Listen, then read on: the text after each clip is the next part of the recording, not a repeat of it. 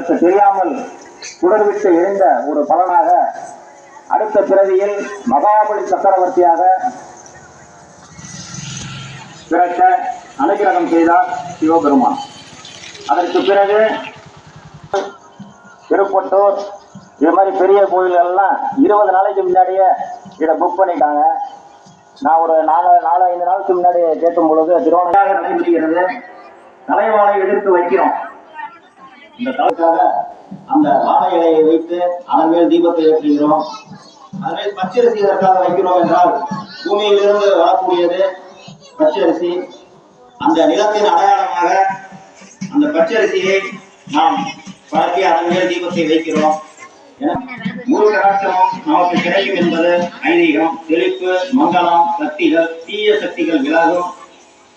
நவக்கிரக நாங்கள் செய்யும் தீப வழிபாட்டிற்கு தாங்கள் புடைசூழ எழுந்தருளே அனுகிரகம் செய்ய வேண்டுகிறோம்.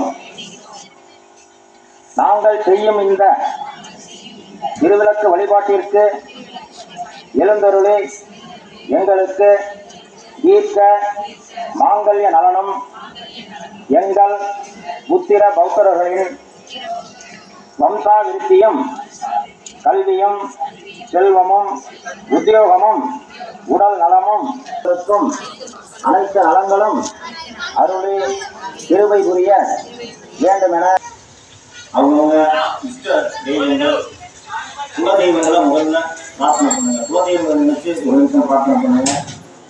இஷ்ட தெய்வத்தை நினைச்சு பிரார்த்தனை பண்ணுங்க. அடுத்தது குலதெய்வ பிராப்தியார்த்தம், இஷ்ட தெய்வ பிராப்தியார்த்தம்.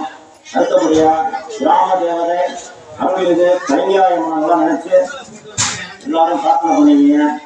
மங்கள நாயகி சமேத விசமங்களை சுவாமி பிரார்த்தனை பண்ணுவீங்க.